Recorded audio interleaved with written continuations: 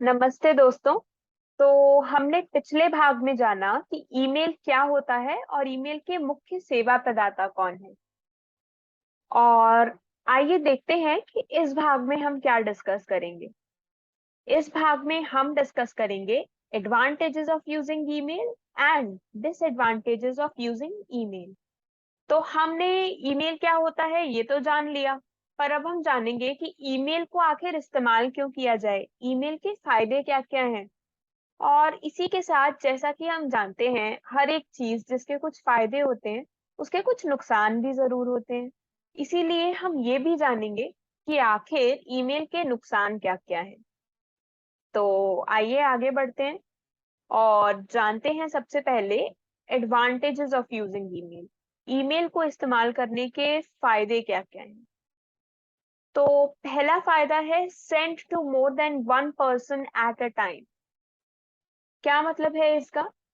इसका मतलब ये है कि जब आप ईमेल के माध्यम से अपना संदेश भेजते हैं तो आप एक ही समय पर एक साथ कई लोगों को सेम संदेश भेज सकते हैं। एक ही बार लिखिए और कितने भी लोगों को भेज दीजिए। अब क्यों है ये ईमेल का एडवांटेज? क्योंकि ये फायदा आपको अगर आप किसी और माध्यम से अपना संदेश भेजते हैं तो नहीं मिल सकता। सोचिए, अगर आप पत्र लिखते हैं और आपको एक ही संदेश 6 या 7 लोगों तक पहुंचाना है, तो आप एक कागज पे 6 या 7 बार उस संदेश को लिखेंगे, 6 और 7 लोगों को वो संदेश भेजेंगे, उसके बाद जाकर वो सब लोग उस संदेश को पढ़ पाएंगे। पर जब आप ईमेल के माध्यम से संदेश भेजना चाहें तो ऐसा नहीं होगा। क्यों नहीं होगा? क्योंकि तब आप संदेश को एक ही बार लिखेंगे और ईमेल एड्रेस में उन 6 या 7 जितने भी लोग हैं सबका ईमेल आईडी डाल देंगे। और जब आप ऐसा करके सेंड का बटन दबाएंगे तो एक ही समय पर एक ही बार में वह सेम संदेश उन सभी लोगों को प्राप्त हो जाएगा। इससे आपकी मेहनत भी बचती है और साथ साथ जो हम इतने सारे कागज इस्तेमाल करते हैं उनका भी खर्चा बचता है। तो इसीलिए ईमेल का ये बहुत बड़ा फायदा है कि हम एक ही समय पर कई लोगों को एक संदेश को भेज सकते हैं। इसके अलावा वेरी फास्ट, यानी कि ईमेल इस्तेमाल करने का अगला फायदा ये है कि ईमेल के द्वारा भेजा गया संदेश बहुत जल्दी सामने वाले व्यक्ति तक पहुंच जाता है। कितना जल्दी पहुंच जाता है? कुछ सेकंड्स में ही पहुंच जाता है संदेश। आपने यहाँ सेंड का बटन दबाया और वहां उस व्यक्ति को संदेश मिल गया। अब हम पत्र का एग्जाम्पल ले रहे हैं तो पत्र का ही एग्जाम्पल ले लेते हैं।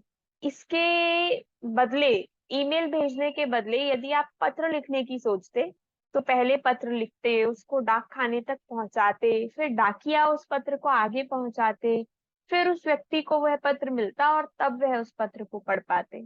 वहीं ईमेल में ऐसा कुछ नहीं हुआ। आपने उस संदेश को भेजा और सामने वाले व्यक्ति ने उस संदेश को वह चाहे तो उसी समय पढ़ सकते हैं। तो हुआ ना ये ईमेल का बहुत बड़ा फायदा।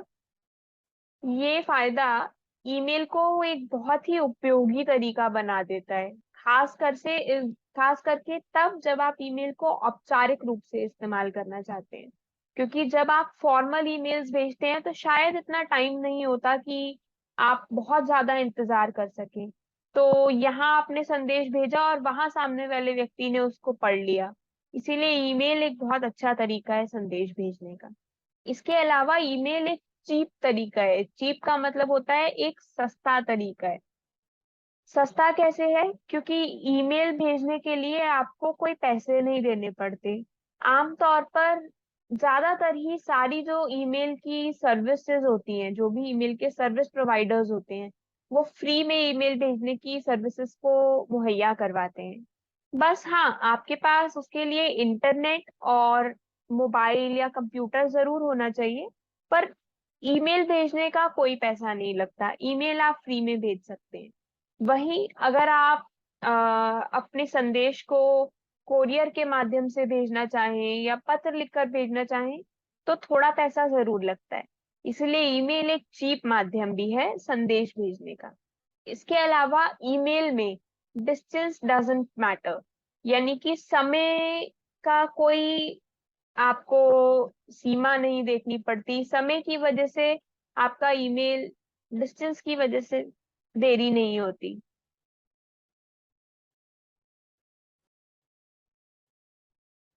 यानी ईमेल भेजते समय ईमेल का रिसिपेंट यानी कि ईमेल को पाने वाला व्यक्ति कितना दूर है, आपको इसका विचार करने की बिल्कुल भी जरूरत नहीं है।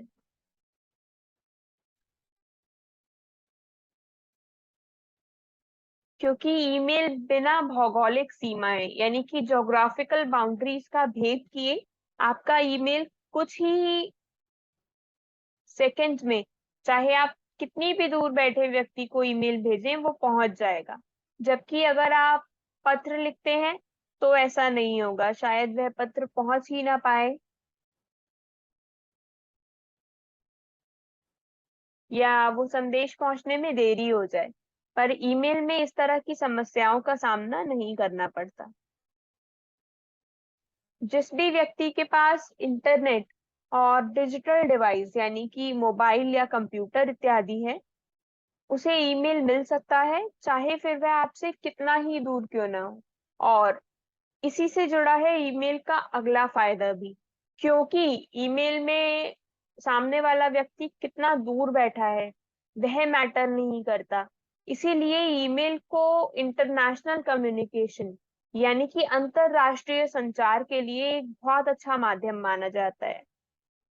सोचिए, यदि ईमेल ना होता और आपको लोगों को कॉल करके लोगों तक संदेश पहुंचाना पड़ता, उन लोगों तक जो कि देश के बाहर रहते हैं, तो आपका कितना पैसा खर्च हो जाता।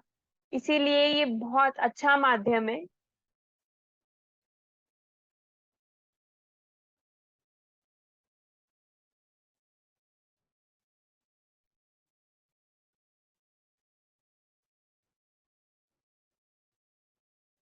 अंतरराष्ट्रीय संदेश भेजने का।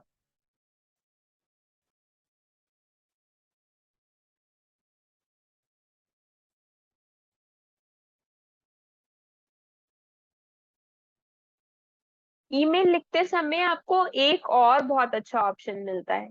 वो ऑप्शन ये है कि आप सामने वाले व्यक्ति को संदेश भेजने से पहले उस संदेश को जो आपने लिख लिया है उसको एक बार ही अच्छे से पढ़ सकते हैं, और अगर कोई भी चेंजेस करने हो, कोई भी बदलाव लाने हो, तो आप अपने उस ईमेल के संदेश के अंदर ला सकते हैं। अब आप कहेंगे ये कैसा फायदा हुआ, बदलाव तो हम बाकी माध्यम से भी ला सकते हैं। जी हाँ, बाकी माध्यम से भी बदलाव ला सकते हैं। पर बाकी माध्यमों से बदलाव लाने के लिए या तो आपको अपने उस संदेश को दोबारा लिखना पड़ेगा या फिर उसी संदेश में काटा पीटी करनी पड़ेगी।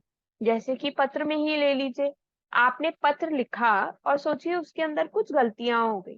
अब आप उस पत्र को या तो दोबारा लिखेंगे या फिर काट कर उसी पत्र को ठीक करेंगे। इससे हो सकता है आपका संदेश दिखने में थोड़ा गंदा लगे। जबकि अगर आप ईमेल में कोई गलती पाते हैं अपने लिखे हुए संदेश में, तो आप उसको एडिट कर सकते हैं, उसको दोबारा जहां जहां गलतियां हुई हैं वहां से ठीक कर सकते हैं, और संदेश बिल्कुल वैसा ही दिखेगा जैसा फर्स्ट टाइम में दिख रहा था। तो ईमेल को पढ़कर और सही ईमेल भेजने की फैसिलिटी आपको, संदेश को पढ़कर भेजने की फैसिलिटी आपको ईमेल में ही मिलती है।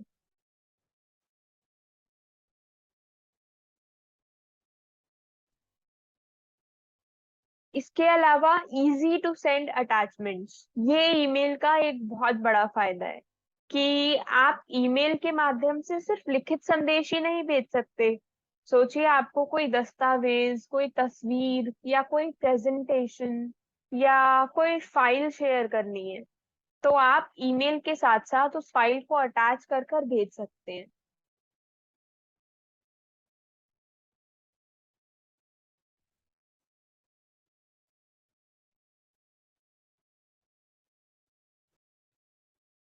ये एक ऐसा फीचर है ईमेल का जो कि ईमेल को औपचारिक रूप से यूज होने वाला बहुत अच्छा माध्यम बना देता है।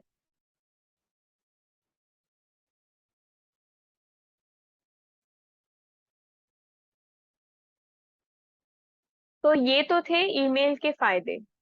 आइए अब बात करते हैं ईमेल के डिसएडवांटेजेस के बारे में, यानी ईमेल के कुछ नुकसानों के बारे में। तो ईमेल का पहला नुकसान ये है कि email is not a very personal medium of communication. Messages can be forwarded easily. Email बातचीत करने का एक बहुत ही निजी माध्यम नहीं है। आप ईमेल के ऊपर निजी बातचीत नहीं कर सकते। वो इसलिए क्योंकि आपकी बातचीत को आराम से आगे भेजा जा सकता है, जिस कारण से आपकी जो प्राइवेसी है, आपकी गोपनीयता पर असर पड़ सकता है। इसीलिए ईमेल का इस्तेमाल केवल प्रोफेशनल पर्पसेस से यानी औपचारिक उद्देश्य से औपचारिक संचार करने के लिए ही इस्तेमाल किया जाता है। ये ईमेल की बहुत बड़ी कमी है। आप इसके ऊपर कोई भी निजी बात नहीं लिख सकते। ईमेल का दूसरा नुकसान ये है कि ईमेल पर अक्सर स्पैम मैसेजेस आते रहते हैं। अब आप पूछेंगे कि स्पैम मैसेजेस क्या होता है।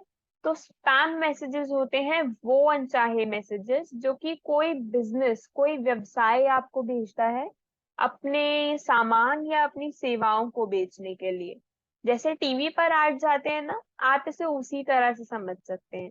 जैसे टीवी पर अलग अलग ब्रांड्स या कंपनीज अपने प्रोडक्ट को, अपनी चीजों को प्रमोट करने के लिए, उनको बेचने के लिए ऐड भेजती हैं, वैसे ही जो लोग ईमेल इस्तेमाल करते हैं वो कंपनियां उनको भी ईमेल के थ्रू अपनी चीजों का ऐड भेजती हैं। और कई बार ये ईमेल बहुत ज्यादा भी आ सकते हैं। हो सकता है कोई कंपनी आपको रोज दिन का एक ईमेल भेजती हो अपने प्रोडक्ट की याद दिलाने के लिए कि हम ये सामान भेजते हैं और आपको ये खरीदना है।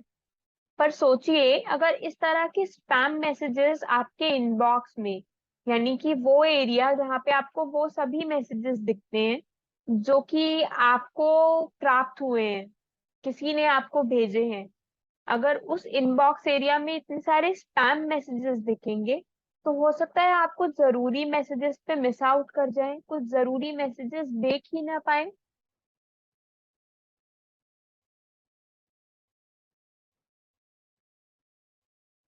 तो ये भी ईमेल का एक नुकसान हुआ कि जब आप ईमेल इस्तेमाल करते हैं तो ये स्पैम मैसेजेस आपको जरूरी मैसेजेस देखने से कभी कभी रोक देते हैं। पर हम तो ईमेल प्रोफेशनली इस्तेमाल करना सीख रहे हैं कि हम अपने काम काज के लिए ईमेल को कैसे इस्तेमाल करें। तो जब आप काम काज के लिए ईमेल को इस्तेमाल करते हैं ना, तब ना तो आप निजी मैसेजेस भेजेंगे और ना ही आपको स्पैम मैसेजेस आने का खतरा है, क्योंकि कई कंपनियां स्पैम मैसेजेस को अपने ईमेल एड्रेस पर ब्लॉक करा के रखती हैं। और साथ ही साथ यदि आपका निजी ईमेल एड्रेस भी है तो भी आप किसी भी वक्त उन अनचाहे ईमेल्स को अनसब्सक्राइब यानी कि उनको ना पाने का अनुरोध कर सकते हैं। तो इसीलिए हमारे लिए तो ईमेल एक अच्छा रास्ता है बातचीत करने का। इसीलिए प्रोफेशनल यूजर्स के लिए ईमेल संदेश भेजने का एक अच्छा साधन है। और इसीलिए ही तो हम ईमेल के बारे में और आगे जानेंगे।